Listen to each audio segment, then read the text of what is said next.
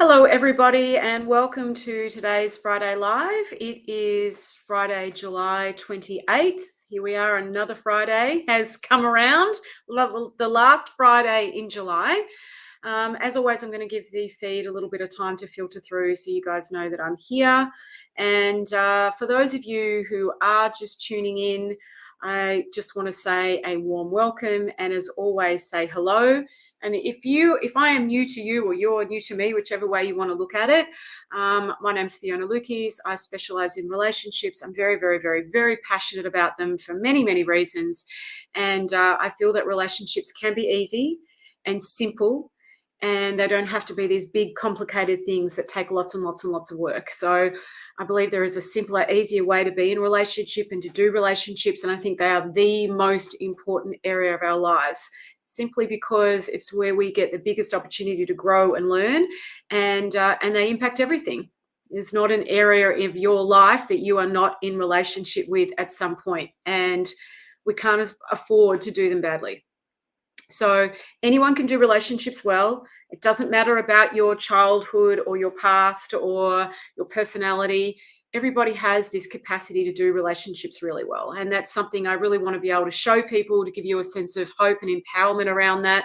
Because no matter what you're dealing with in life, you want to be able to move through whatever life's challenges are. And I know there can be plenty of them in our relationships.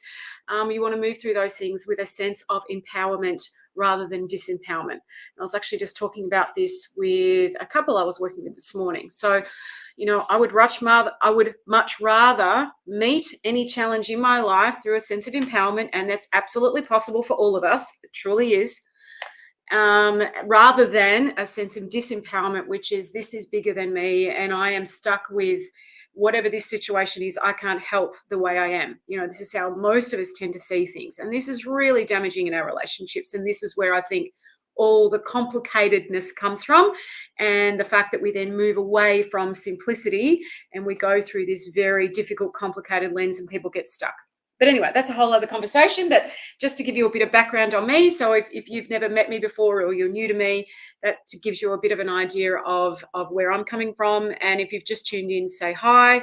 Hey, Wendy. Hi. Nice to see you. Really, really nice to see you.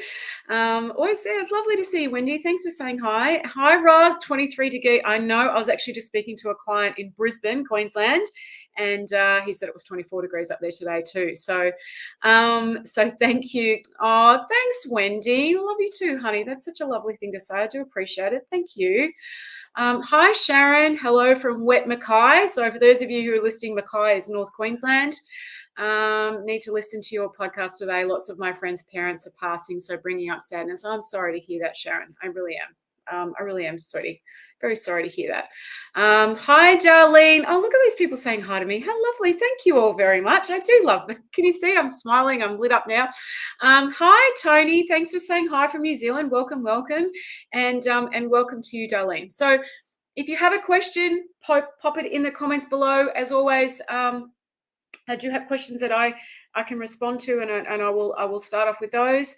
Another Queensland. Hey, Leonie. Hi, darling. Always lovely to hear from you as well. Another Queenslander here. I know I do have outside of hi, Miriam. Welcome from Hamilton in New Zealand. Is it chilly here? Yes, Wendy, it is. It's the middle of winter. Although the sun is shining, I can't complain. We've actually had a pretty mild winter as far as winters go. Hello, Leanne. Hello, beautiful lady from New Zealand. Hi. Lots of New Zealanders tune into this, which I just love. And I was about to say, outside of Melbourne, which is my hometown, where I have lots of students and clients, Queensland seems to be my second biggest client base area for some reason, within Australia, that is. So it's always fascinating to me. Lots of Queenslanders love hearing this stuff and jumping into this, which is lovely. So welcome, everybody. As always, if you have a question, pop it in the comments below.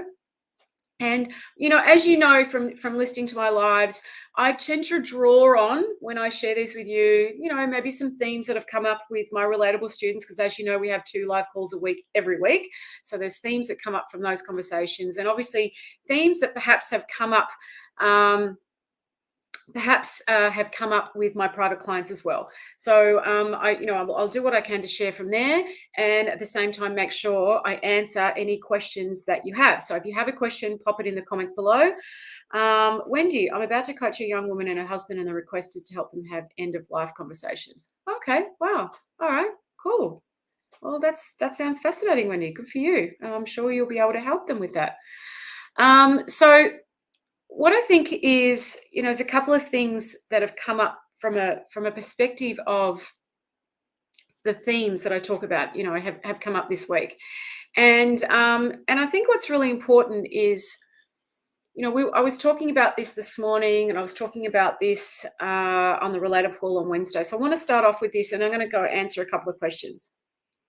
In life, and I guess it comes back to where I began this live from today. In life, we tend to, and this is how we've been conditioned, we tend to see life through the lens of the way life is showing up for me, rather than from the space of how I am showing up to life.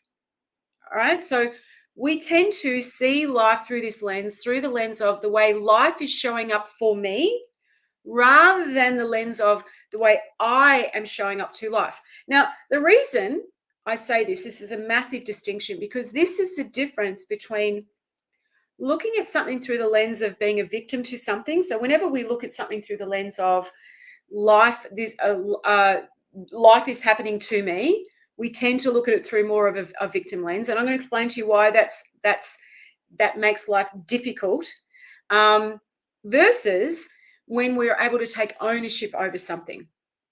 Okay. Now, even if something is happening to you that's bigger than you, it looks like it's bigger than you. So an example of that might be the economy, or interest rate rises, or inflation, which I know is a common thing around the world at the moment. Everyone's experiencing these things, and it looks like this is bigger than me. So in other words, when something looks like it's bigger than us, it looks like we don't have any choice over how we experience that. Okay. When something is bigger than us, it looks like we have no choice on how we experience that. And I think this can be where suffering just really increases. And if we then take that distinction and apply that to our relationships, this is where relationships can really go downhill, because it looks like I am at the mercy of this person, of this situation, of someone else's behavior, right? So in other words, when we look at life through a victim lens, I can't help feel this way because of this, right? Versus when we look at something through a lens of ownership, which is where empowerment lies. So when we look at something through the lens of being a victim to something, that's where disempowerment lies. And this is where empowerment lies. And I just wanted to make this distinction. And sorry, when I say this is where empowerment lies, I mean through the lens of ownership of something. So the distinction is, I can't help it because this is how life is showing up for me. That's the lens of victim, or that through that lens, right? I'm not meaning, that probably sounds a bit judgy. I don't mean it to be that way. Lots of people see things through that lens, versus looking at something through the lens of empowerment or ownership, which is, and one of the ways in which we do that is, how am I showing up to life? Right? Looking at it through that lens. That is so much more empowering. And we've actually had this conversation a number of times, or a couple of times anyway, with my relatable students. And I've talked about this quite a bit with my clients in the last couple of weeks. So the feeling of showing up to something through a lens of taking ownership over it is so different to the feeling of feeling like you can't help but feel this way because you are the victim of something, because it looks bigger than me. It's very disempowering. Does that make sense? It's very, very disempowering. And I guess what I wanted just to show you guys today, that we are never stuck in an experience. So in other words, it's never, I feel A never equals B. There are different ways in which you can experience something. And we have a lot more power and choice over that than we understand. And so when you look at something through the lens of ownership, these are the things that become available to you in our relationships. We become a lot more patient, expansive. We're calmer. We're present. We listen. We stop justifying, hiding, proving, defending. We're a lot more loving. We're kinder. We're compassionate. We're curious. Okay. This is what's available when we look at something through the ownership lens versus when we look at something through the victim lens. And this is very, very important in our relationships, because this is the difference. When we look at something through the lens of a victim, where with that victim lens, which is this is bigger than me, I can't help it because, we get very stuck in our experience, and we are stuck in the experience of defensiveness, trying to control something, trying to manipulate something, trying to manage something. We become very adversarial. We get caught up in justifying and explaining, and we get stuck in that cycle of resentment. We tend to lead through a lens of insecurity. Now, these are very destabilizing for our relationships and very damaging for goodwill. When you look at something through the lens of ownership, you create goodwill. It's easier to put something down and be present to a fresh moment of now. You start to see a gap and you become curious about how to close the gap rather than defending and justifying the gap. And so what do I mean by that? Again, I was having a chat about this with a couple who came to see me this morning, where they were having a conversation, and I said, they were talking about something, and they were saying, we had this conversation last night, and I felt and I felt this happened, and the other person said, no, that's not what happened. This is what happened. And the other person said, no, this is what happened. And the other person said, no, this is what's happened. And I stopped and I said, right, can you see that there's a gap right now between where the two of you are? See, there's a gap? And they went, yes, there's a gap. And I said, can you see right now that what you're doing is the two of you are focused on defending the gap? And they went, oh, yeah, it's exactly what we're doing. I said, you're defending the gap. I said, what you've got to do is get curious about the gap. What's with the gap? What's that all about? What am I not seeing? What am I missing? Now, I'm going to come back to this distinction. I was just talking about ownership versus looking at something through the lens of being a victim. So when you look at something through the lens, through that more of that victim lens, and it looks bigger than you, we defend the gap, right? We justify the gap. We explain the gap. We think that the power lies on the other person understanding our point of view, right? And so we get more entrenched, which just increases the gap. So let's come back. So I said to them, what if you got focused on closing the gap, understanding the gaps, getting curious about the gap? That's what ownership looks like. So taking ownership would be, okay, hang on, there's a gap here. What's with that? What am I missing? What can't I see? What am I not getting here? That's you taking ownership.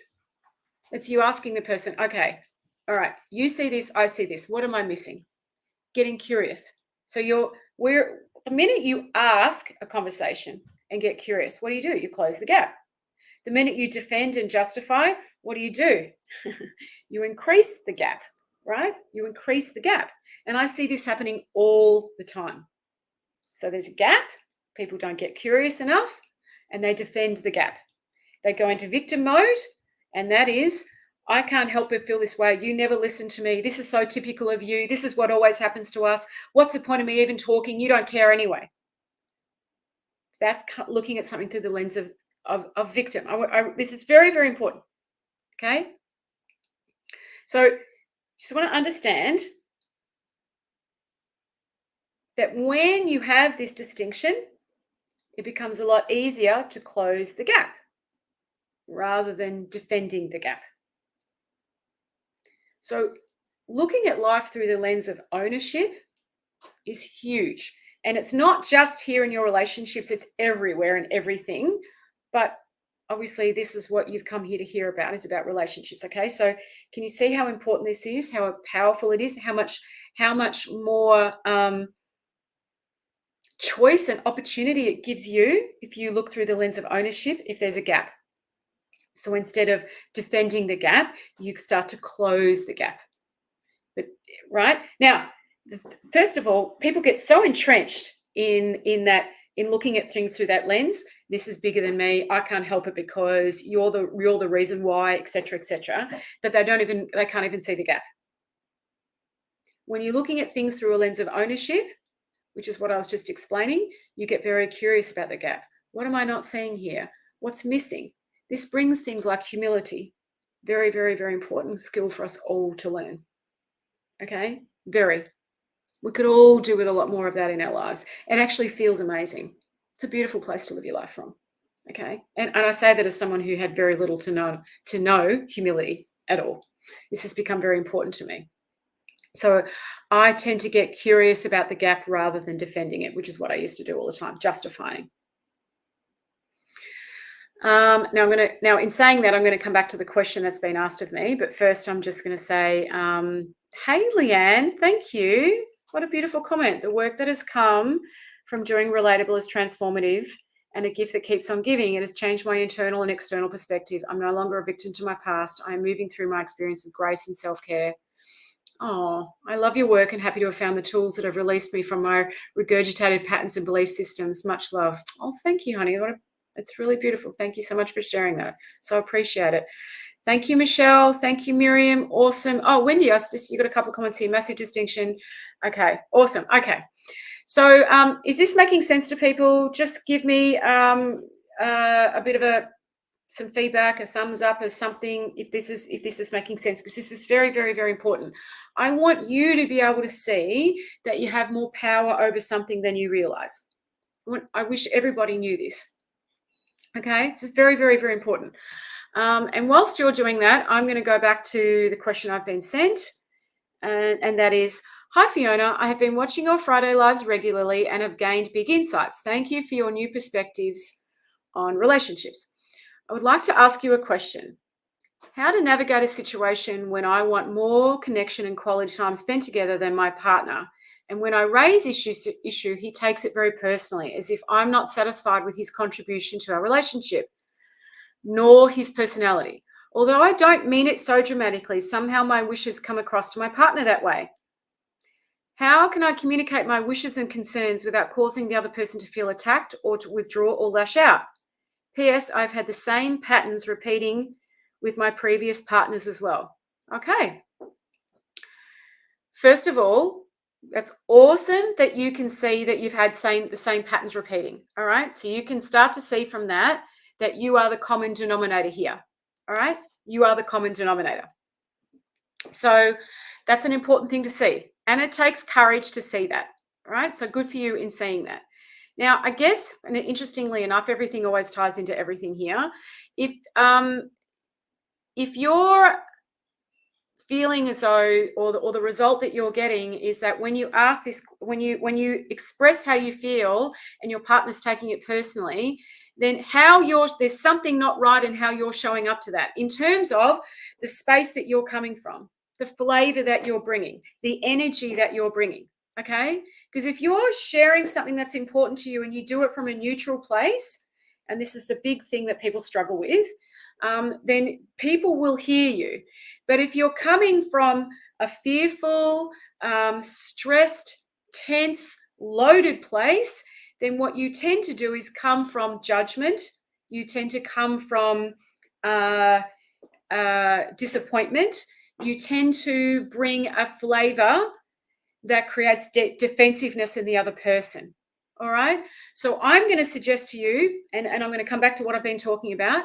You're approaching this through the lens of being the victim rather than taking ownership and getting curious about the gap. Now, I appreciate you've asked me a question, so that's the first step in taking ownership over this is asking questions and getting curious. So awesome. But I'm going to imagine in the moment where you're expressing how you're feeling very much like this is bigger than you, that you are a victim to this. Does that make sense? That you're stuck with their behavior and that you don't have a lot of choice over this. Right, versus taking ownership over this. Okay, there's a gap between what you're looking for and what your partner is hearing and understanding from you. So you've got to get very curious about that gap. Right, you've got to get very curious. This is the thing people struggle with because they get triggered. They get caught up in their intellectual mind. They overthink, they ruminate, and they catastrophize in their own minds. And then the ability to be curious isn't there.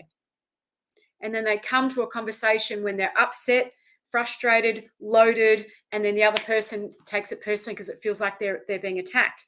Now, if someone is feeling like they're being attacked by you, then there is something in the way you're showing up that's creating that. It doesn't matter if you agree with it or not.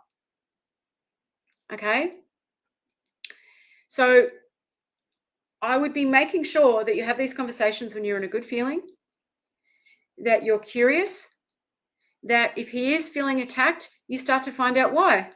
So, for an example of that would be, okay, what is it that I just said that's created this? What am I missing here? See that? This is me coming from a place of ownership.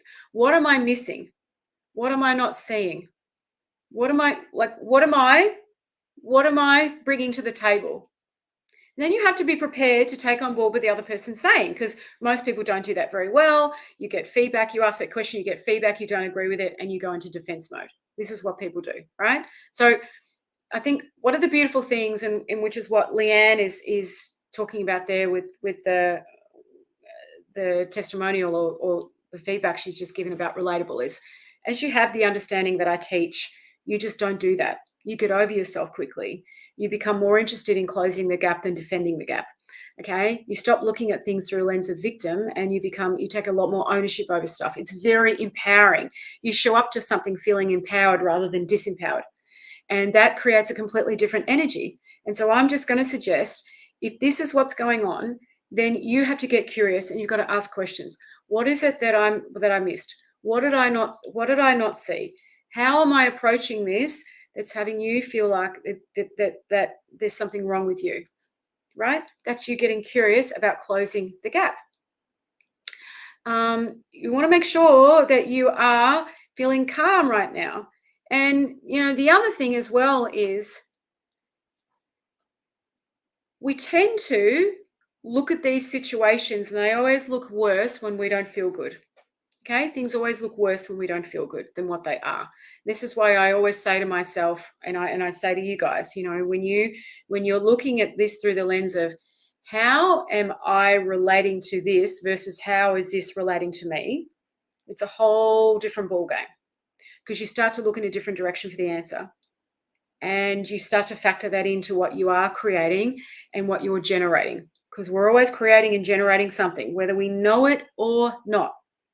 Now, the more deeply you see that, the more power you have, the more influence you have, the more empowered you are, the better you feel, the more emotionally intelligent you become, the more capacity to create change you actually generate. It's quite amazing when you see this.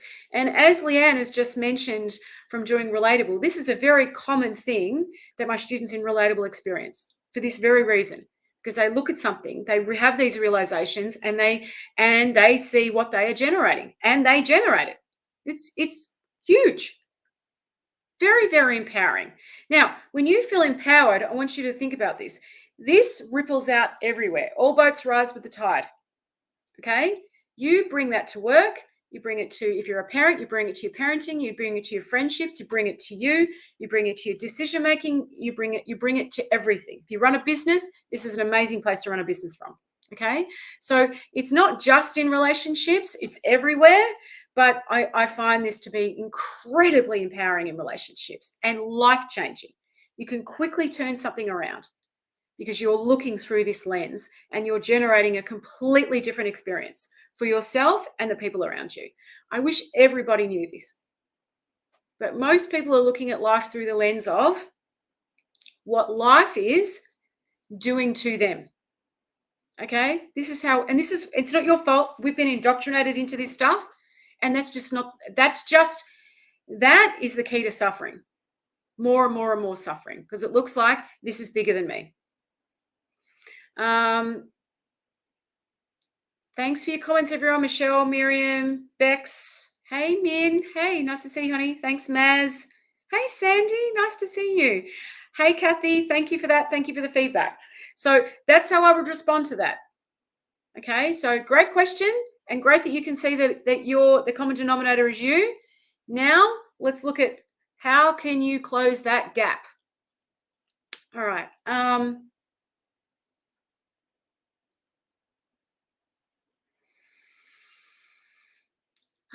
Okay. Hi, Fiona. So next question. Hi, Fiona. How do you change the learned behaviors from childhood that keep sabotaging efforts to do, be, show up better? Although I'm aware of generational behaviors and trying not to replicate these, I find myself saying showing up like that to my kids. The cycle has to stop.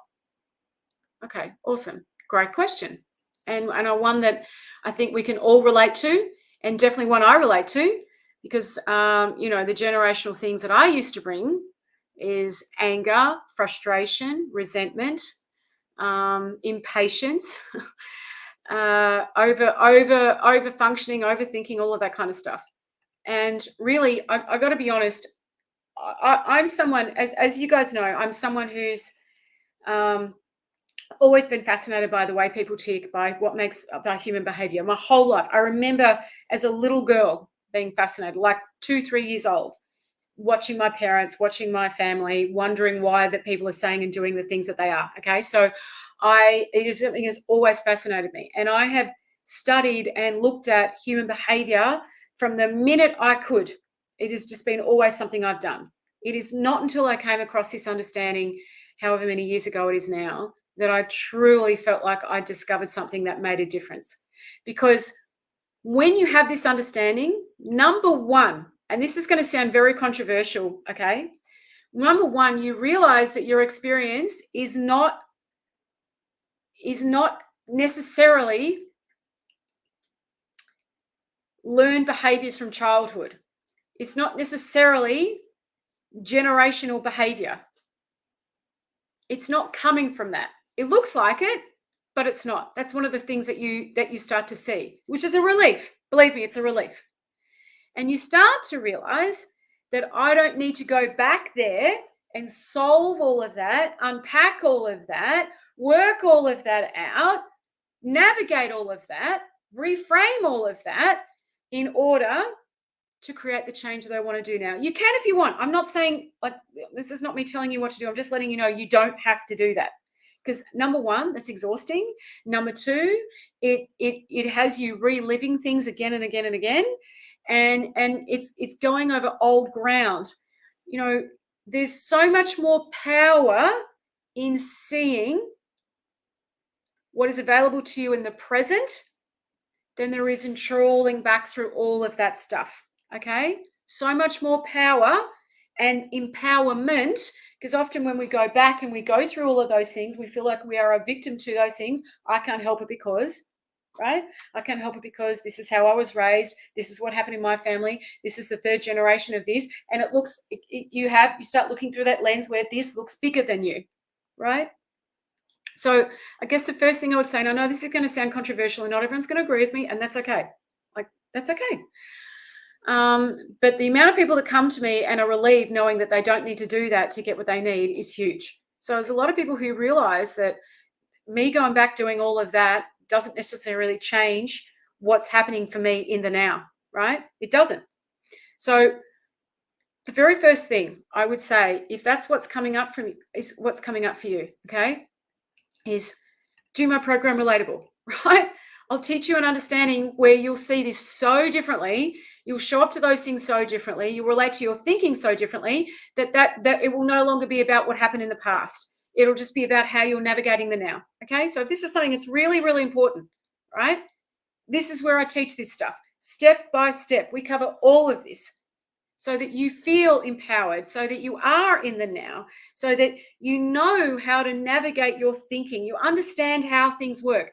Understanding is the leverage point for change. Okay. So if this is something you really want to change, guys, honestly, I cover all of this. And as you can see, Leanne's just posted her experience of that. So that's where I would begin. But I just want you to know you don't have to go back in the past and trawl through everything. When you understand the way we work, the psychological functioning of a human being, and we all work the same way, the relief is massive. You start putting down mental load.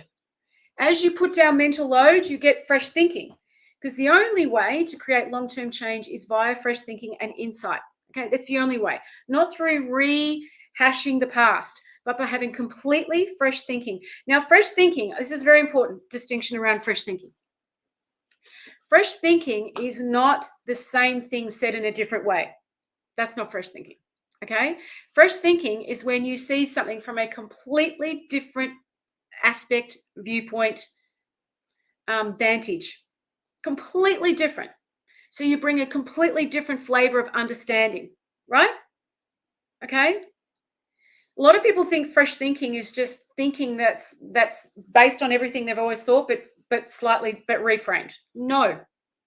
And so fresh thinking completely changes your reality of something. And you have to have an experience of fresh thinking to really get what I mean, because it's hard to imagine. Oh, Leanne, hello. It's simply not helpful going over past things. I did decades of therapy, stuck, re-traumatized, small steps and growth, but compared to this course, it all makes sense. And it was easy and so instant, transformative. Yes, fresh, fresh thinking, you have more choices. That's it. I cannot tell you how important this is. Now, once you understand fresh thinking and you're looking in that direction, you will never forget that. For the rest of your life, you'll never forget that. And it will help you in all sorts of ways. Okay? So all of us have habits that we pick up from our past. Yes, but the answer doesn't lie looking in that direction. The solution doesn't lie looking in that direction. And your experience right now, believe it or not, is not about looking in that direction. I know that's hard for people to get their head around because that's the traditional view of doing things, okay? But when you can see this, those sorts of things stop having a grip over you. You look at things through this lens of taking ownership. You don't feel like you are a victim to your past, which is how I used to be all the time. I get it. Or life. And that's when you get access. You open that doorway to fresh thinking and insight. And then we create long-term sustainable change.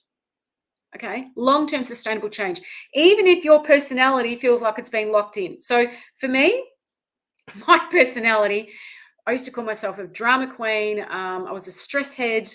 That's how I saw myself. And there was so much evidence to support that. I don't believe that is true of me at all. But once upon a time, I would have said to you, yes, it is. It's nothing I can do about it. It's ingrained in my personality. And even though I'd done lots and lots of different courses, that never seemed to shift, never changed. I came back to that baseline. As you have this understanding, your baseline shifts to here. So you come back to here, not to here. It's really interesting. And what you see here compared to what you see here is completely different. Completely different. And so therefore your experience of something is completely different. Is this making sense? Or I know when I start to get really high chunk, I might lose people. So I'm just going to check in on that. Okay, where are we time-wise? All right, we are just coming up to the end of the live because I've got an appointment at 1:30. But I just want to check in before I finish up. Does anyone have any questions that you would like me to answer? Thanks, Bex. Appreciate that. Thanks, Tony. Appreciate that. I just want to say something, guys. If you are someone who knows you don't do relationships very well, okay, if you know that about yourself, that's just not your strength, you don't have to live your life like that. If you find yourself reactionary, if you find yourself taking things personally, if you find yourself getting defensive very quickly, right?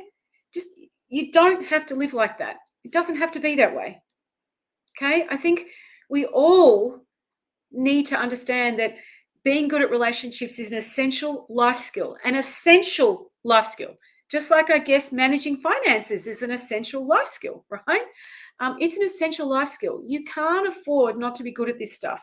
And there's no excuse not to be anymore, right? There isn't. Anybody can be good at this. Anybody. We're designed to be good at this. We are. That's the basic function up there of our design. Yeah, absolutely, Bex. Absolutely. Yes. Anybody can be good at this. I used to suck at those things, guys, like totally terrible. Defensive, reactionary, taking things personally, could never apologize, could never get over myself, stuck in my head, overthinking, justifying. That was me. Okay. So I sort of say, if I can do this, anyone can. All right. And it's the best feeling in the world. I'm immensely, immensely grateful. So I will be here next Friday. If you have any questions, please send them to hello@fionalukeis.com.au and I will gladly answer them for you. If you want to know more about Relatable, if you've been sitting on the sidelines going, oh, will I, won't I? Will this help me? Yes, it will help you. Am I the right fit for this? Yes, you are. You're a human being. That's all you need to know. That's it. Doesn't matter if you're male or female, your past, your background, your religion, your culture. It doesn't matter. This transcends that. Okay. Book a time to have a chat with me and I'll take you through it, right? I'll take you through it. I'm not going to do some big, hard no sell on you or anything like that. I just know people have questions and I want to be able, people have the time to be able to get their questions answered and then make a decision whether that's the right thing for them. All right. So you can book a time with me through this link here, find out about that. Tony, if you want to be good at it, come and have a chat with me about Relatable because that's where I teach this step by step. Okay. As soon as you navigate your thinking differently, your entire feeling changes. You get more bandwidth. When we have more bandwidth in our head, what happens? We're more patient. We stop fault finding. We stop looking at life through a lens of dissatisfaction. So many people do that and it's so entrenched. Okay. There's just so much more on offer. There's so much more of us on offer. We soften. Softening is a good thing. We're not so hard. And then we get to live in the feeling of that. And then we create ripple effects everywhere we go. Why would you not want that? To me, that's like a no-brainer. Okay, everyone. Hey, Cody. Oh, I've got a YouTube comment. Thanks. Somebody's out there watching me on YouTube. Thanks, Cody. I don't know who's playing this reaction game with me, but you're the best. Yeah, I know. It feels like that sometimes, doesn't it? All right, everyone. I hope this has been helpful. I'll see you next Friday. If you have a question, send it to hello@fionalukeis.com.au and I'll answer it for you. If you send a question in today and I didn't get to all of them, your question will go to the top of the list for next week. So the sooner you send your question in, the quicker it gets answered. But I answer them in based on when I receive them. Okay, so there were a couple of questions I didn't get to today, but I will get to them next week. All right, everyone. Thank you. And thank you so much for your kind words, Leanne. I so appreciate your support. And everybody else who's commented, thank you so much. See you next week. Ciao.